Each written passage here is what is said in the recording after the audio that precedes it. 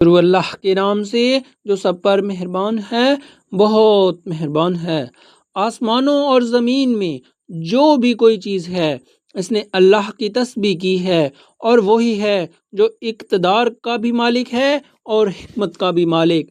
وہی ہے جس نے اہل کتاب میں سے کافر لوگوں کو ان کے گھروں سے پہلے اجتماع کے موقع پر نکال دیا۔ مسلمانوں، تمہیں یہ بھی خیال نہیں تھا کہ وہ نکلیں گے، اور وہ بھی یہ سمجھے ہوئے تھے کہ ان کے قلعے انہیں اللہ سے بچا لیں گے۔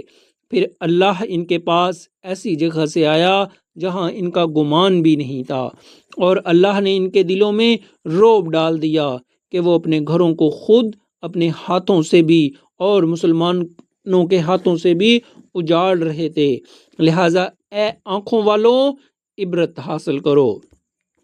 اور اگر اللہ نے ان کی قسمت میں جلاوطنی نہ لکھ دی ہوتی تو وہ دنیا ہی میں ان کو عذاب دے دیتا، البتہ آخرت میں ان کے لیے دوزخ کا عذاب ہے، اور یہ اس لیے کہ انہوں نے اللہ اور اس کے رسول سے دشمنی ٹھانی ہے، اور جو شخص اللہ سے دشمنی کرتا ہے تو اللہ بڑا سخت عذاب دینے والا ہے۔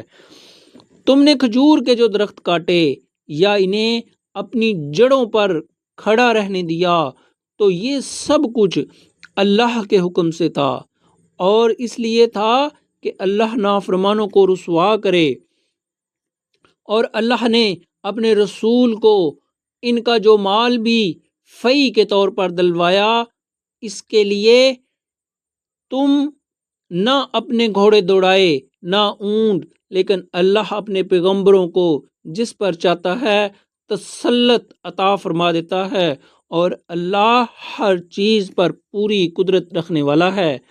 اللہ اپنے رسول کو دوسری بستیوں سے جو مال بھی فی کے طور پر دلوا دیے تو وہ اللہ کا حق ہے، اور اس کے رسول کا، اور قرابت داروں کا، اور یتیموں، مسکینوں اور مسافروں کا، تاکہ وہ مال صرف انہی کے درمیان گردش کرتا نہ رہ جائے جو تم میں دولت مند لوگ ہیں، اور رسول تمہیں جو کچھ دیں وہ لے لو، اور جس چیز سے منع کرے اس سے رک جاؤ، اور اللہ سے ڈرتے رہو، بے شک اللہ سخت سزا دینے والا ہے۔ نیز یہ مال فی ان حاجت مند مہاجرین کا حق ہے جنہیں اپنے گھروں اور اپنے مالوں سے بے دخل کیا گیا ہے۔ وہ اللہ کی طرف سے فضل اور اس کی خوشنودی کے طلبگار ہیں، اور اللہ اور اس کے رسولوں کی مدد کرتے ہیں، یہی لوگ ہیں جو راست باز ہیں۔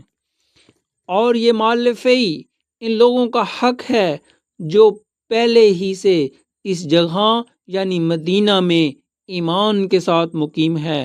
جو کوئی ان کے پاس ہجرت کے آتا ہے یہ اس سے محبت کرتے ہیں، اور جو کچھ ان مہاجرین کو دیا جاتا ہے یہ اپنے سینوں میں اس کی کوئی خواہش بھی محسوس نہیں کرتے، اور ان کو اپنے آپ پر ترجیح دیتے ہیں، چاہے ان پر تنگ دستی کی حالت گزر رہی ہو۔ اور جو لوگ اپنی طبیعت کے بخل سے محفوظ ہو جائیں وہی ہیں جو فلاح پانے والے ہیں۔ اور یہ مال فی ان لوگوں کا بھی حق ہے جو ان مہاجرین اور انصار کے بعد آئے۔ وہ یہ کہتے ہیں کہ اے ہمارے پروردگار، ہماری بھی مغفرت فرمائیے، اور ہمارے ان بھائیوں کی بھی جو ہم سے پہلے ایمان لا چکے ہیں، اور ہمارے دلوں میں ایمان لانے والوں کے لیے کوئی بغض نہ رکھیے۔ اے ہمارے پروردگار، آپ بہت شفیق، بہت مہربان ہیں۔ کیا تم نے ان کو نہیں دیکھا جنہوں نے منافقت سے کام لیا ہے کہ وہ اپنے ان بھائیوں سے جو کافر اہل کتاب میں سے ہیں یہ کہتے ہیں کہ اگر تمہیں نکالا گیا تو ہم بھی تمہارے ساتھ نکلیں گے، اور تمہارے بارے میں کبھی کسی کا کہنا نہیں مانیں گے، اور اگر تم سے جنگ کی گئی تو ہم تمہاری مدد کریں گے، اور اللہ گواہی دیتا ہے کہ یہ لوگ بالکل جھوٹے ہیں۔ یہ پکی بات ہے کہ اگر ان اہل کتاب کو نکالا گیا تو یہ ان کے ساتھ نہیں نکلیں گے، اور اگر ان سے جنگ کی گئی تو یہ ان کی مدد نہیں کریں گے، اور اگر بالفرض ان کی مدد کی بھی تو پیٹ پھیر کر بھاگیں گے، پھر ان کی کوئی مدد نہیں کرے گا۔ مسلمانوں، حقیقت یہ ہے کہ ان کے دلوں میں تمہارے لیے دہشت اللہ سے زیادہ ہے۔ یہ اس لیے کہ یہ وہ لوگ ہیں جنہیں سمجھ نہیں ہے۔ یہ سب لوگ اکٹھے ہو کر بھی تم سے جنگ نہیں کریں گے مگر ایسی بستیوں میں جو قلعوں میں محفوظ ہیں، یا پھر دیواروں کے پیچھے چھپ کر۔ ان کی آپس میں مخالفتیں بہت سخت ہیں، تم انہیں اکٹھا سمجھتے ہو حالانکہ ان کے دل پھٹے ہوئے ہیں۔ یہ اس لیے کہ وہ لوگ ہیں جنہیں عقل نہیں ہے۔ ان کی حالت ان لوگوں کی سی ہے جو ان سے کچھ پہلے ہی اپنے کرتوت کا مزہ چکھ چکے ہیں، اور ان کے لیے دردناک عذاب ہے۔ ان کی مثال شیطان کی سی ہے، وہ انسان سے کہتا ہے کافر ہو جاؤ، پھر جب وہ کافر ہو جاتا ہے تو کہتا ہے میں تجھ سے بری ہوں، میں اللہ سے ڈرتا ہوں جو سارے جہانوں کا پروردگار ہے۔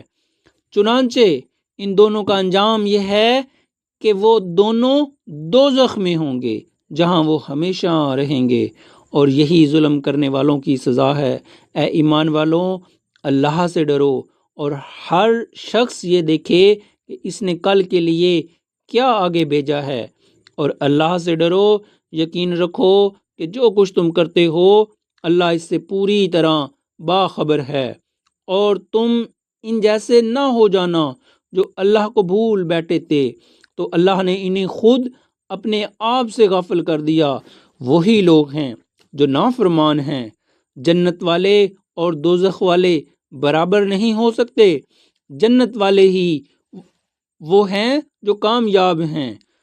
اور اگر ہم نے یہ قرآن کسی پہاڑ پر اتارا ہوتا تو تم اسے دیکھتے کہ وہ اللہ کے رعب سے جھکا جا رہا ہے اور پھٹ پڑتا ہے، اور ہم یہ مثالیں لوگوں کے سامنے اس لیے بیان کرتے ہیں تاکہ وہ غور و فکر سے کام لیں۔ وہ اللہ وہی ہے جس کے سوا کوئی معبود نہیں، وہ چھپی اور ہر کھلی بات کو جاننے والا ہے، وہی ہے جو سب پر مہربان ہے، بہت مہربان ہے۔ یہ وہ اللہ وہی ہے جس کے پاس کوئی معبود نہیں ہے، جو بادشاہ ہے، تقدس کا مالک ہے، سلامتی دینے والا ہے، امن بخشنے والا ہے، سب کا نگہبان ہے، بڑے اقتدار والا ہے، ہر خرابی کی اصلاح کرنے والا ہے، بڑائی کا مالک ہے، پاک ہے۔ اللہ اس شریک سے جو یہ لوگ کرتے ہیں۔ وہ اللہ وہی ہے جو پیدا کرنے والا ہے، وجود میں لانے والا ہے، صورت بنانے والا ہے۔ اسی کے سب سے اچھے نام ہیں۔ آسمانوں اور زمین میں جتنی چیزیں ہیں وہ سب اس کی تسبیح کرتی ہیں، اور وہی ہے جو اقتدار کا مالک بھی ہے اور حکمت کا بھی مالک۔